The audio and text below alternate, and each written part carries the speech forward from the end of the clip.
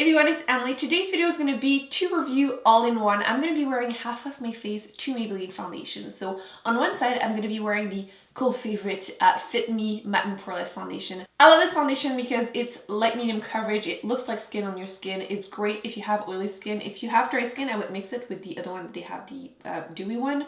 Definitely recommend mixing these together. They're great as a combo, even if you have oily skin, which I do have. So love this one, highly recommend it. It's like very, very popular for a good reason. But they just came out with this foundation. This is the Superstay Full Coverage foundation, and this one has more coverage and it's a little bit different, and I wanted to wear both of these on half of my face all day long so you can see them in action, because it's always great to hear a review, but it's even better if you can see it in person. So I'm going to be applying both of these with beauty blenders. Basically, I just personally like using sponges because it gives you the most natural finish. If you want more coverage, you can always use a brush. So on my right, your left, I'm going to be applying the Fit Me foundation. The colors I have are like my summer shades, so they will be a bit dark for me, but we're just gonna blend that down my neck and pretend everything is okay.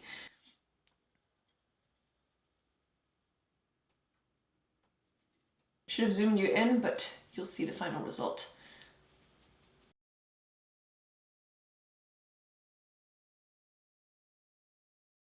You can definitely see the line in the middle of my face, but you can see I did have a couple of like redness, and it covered everything pretty well. You can still see beauty marks, so it's not like full coverage, but it covered everything that I really wanted it to cover. But if I had like a breakout or something, I could just use concealer wherever I need it, but everything else still looks like skin. That's why I absolutely love it. Probably why everyone seems to love it. And it's great. It kind of has a like demi-matte finish. I will be setting it with powder just because that's what I usually do, and I want to make sure that my oily skin doesn't make the test result just affect them basically. So on my other face, the half of my face, I'm going to be applying this one. I tried to go and get the color that was the closest to it, but spoiler alert, it does oxidize, so this one will be at first lighter, and hopefully it will be semi-close to it once it oxidizes. I just wanted to mention, by the way, the packaging. They're very similar, but are we so happy that they came out with a pump? Like, this should have had a pump. Like, I wish, hopefully they will, add a pump to this foundation because it's so great. But it's such a biatch to just try and pour it on your hand and then put it on your face. So I really appreciate that they finally added a pump. I will be doing a close-up so you can see the difference in texture of the foundation. So the newest full coverage one is thicker, almost like a little bit moussey consistency, and the Fit Me is definitely a lot more liquidy. So we're gonna try and cover. I do have a little bit of redness and a few breakouts, so we'll see the coverage. But yes, again, warning, at first it's gonna be way lighter. I didn't mention, the Fit Me, I have the shade 125, and in this one I have the shade 120.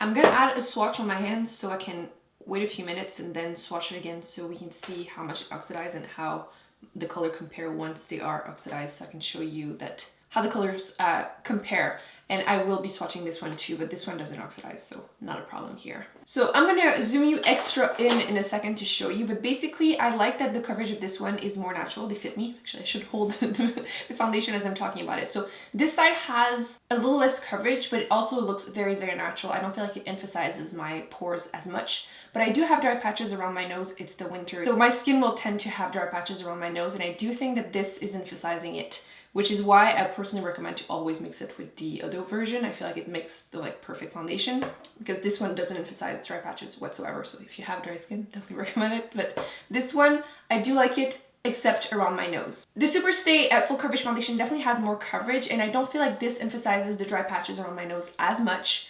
However, I do think it emphasizes the pores a little bit more right here where they tend to be. I mean, most humans tend to have them, right? However, I do think you can easily fix that by applying either a pore primer, or even just when I apply my powder in a second, you'll see that it does tend to help blur them a little bit more. But if you don't like to use powder in general, just thought I would throw it out there. So personally, I think there's some positive and negatives about both of these. Personally, I kind of find a solution pretty easily, especially whenever something is so affordable. I tend to try and just find a easy fix that makes them worth it. So for this one, for example, like I said, just a pore primer, some powder, you're good to go. And this one, which is the reason I only have my summer shade, is I tend to use this during the summer because it does help control the oils. And during the summer, I don't have dry patches. So I don't have to deal with it. During the winter, I just usually mix it with this one, which is why this one is like super light. I have the shade 110. So I either use this on its own or mix them together, and I feel like it makes it a perfect combo that doesn't emphasize the dry patches. So other than that, you can see the coverage is really good on my forehead. It's not perfect, but I usually don't tend to go for like super full coverage on a daily basis. So I think these are perfect for that. It covered mostly everything. You can see a little bit of redness on this side. The Fit Me one doesn't have as much coverage, but on the forehead, it's still pretty good. You can see, by the way, that the colors are pretty much matching now on my face because it has oxidized. On my hand, it's going to take a little longer because it's a little thicker, but so if you were wondering, if you have 125, 120 will match you once it's oxidized. So okay, so I did do the rest of my makeup. There's actually a tutorial coming, so if you like that eye look, it's coming. But I wanted to show you what the foundations look like with the powder and everything on top, so I'm going to zoom in. And kind of like I had mentioned, I don't think the powder changes the fact that it does emphasize the dry patches. The pores are pretty much, you know, normal to gone looking. And this side, I do feel like the pores are a little less visible once you powder, but I mean, we all have pores, right? So I don't really blame the foundation, and again, like I said, using a pore primer if you are really like into like poreless look can definitely fix that issue, and I don't feel like it emphasizes my dry patches as much. Now the foundation, you can see it's fully oxidized now, so I'm gonna apply a like fresh swatch next to it so you can see how much it does oxidize, and yeah. So you can see it is pretty orangey compared to the shade it was, but if you keep that in mind, I don't think it's that difficult to find your shade. And I'm going to swatch the other one next to it just so you can see, because I do think that 125 looks pretty close to 120 of the full coverage once it's oxidized. So you can see it's kind of in the middle, I guess, although the foundation is quite thick there. I don't feel like on my face there's a difference between the two right now. So I'm gonna go on with my day, and I will be updating you probably once before the end of the day. It's currently 10 o'clock in the morning, so I will be wearing this for at least 10 hours. And I wanted to mention that I do have really oily skin, although during the winter it's not as bad, but around like 5 or 6 hours is usually when I have to retouch the powder and everything. So I will be doing that on camera whenever I feel the need to. So it's nothing like the foundation are not responsible for that. It's definitely just me having very oily skin in general. But again, I will update you, do zoom ins and everything, and keep you updated. So you know how I said I would come back in like 5-6 hours to touch it up? That didn't happen because I did not need to. I don't know if it's because it's winter, my skin hasn't been as oily. It's legit been 10 hours. It's like 8 o'clock at night, and I'm just starting to feel shiny and seeing some changes.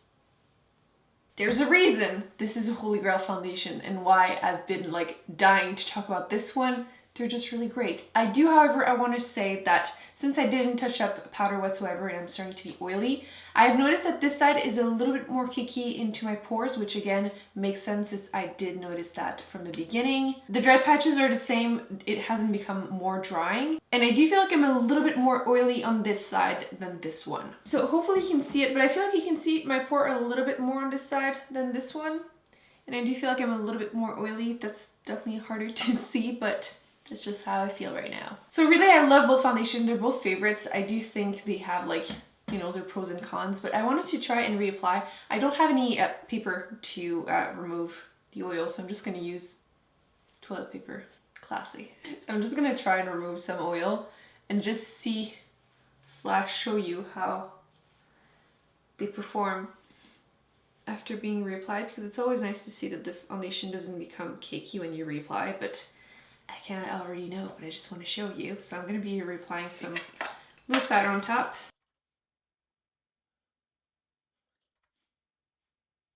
So for the pores, after reapplying, I feel like this one is definitely less visible, this one a little bit more. And I've noticed now, I don't know if I've been touching my face, that definitely happens, but I feel like this side might be a little bit more uneven, like little bits that might have like separated and moved around a little bit more than this side. I feel like this one is still perfectly even. Personally, I'm planning on wearing both of these foundations. I think they're really fantastic. They're really affordable. I think they're really great. If you want something that is a little bit more lightweight, a little bit less coverage, but doesn't emphasize the pores whatsoever, definitely recommend this one. If you want something with a little bit more coverage, and even if you have dry skin, maybe just moisturize properly beforehand, but I would also give this one a shot. Usually full coverage foundations and dry skin don't go well together, but I think this one would be totally worth a shot. You might want to touch it up the powder a little sooner with this one so it doesn't become a little patchy, but I mean, I've been wearing it for 10 hours. Like, if it lasts 10 hours, I don't complain. So that's it, guys. I hope you enjoyed this review slash half wear test video. Don't forget to let me know in the comment section if you have tried the Fit Me foundation, what do you think of it? If you have tried yet the Superstay Full Coverage foundation, let me know in the comment section because I love to discuss these. Also, if you know your color shade in both of these, please let us all know in the comment section. That way we can help each other out trying to find a perfect shade. So that's it, guys. I hope you enjoyed this video. Don't forget to give it a big thumbs up. Don't forget to subscribe and not miss any future videos. I will be putting on the screen the videos that I've done that I recommend you check out, and I will see you in my next one. Bye.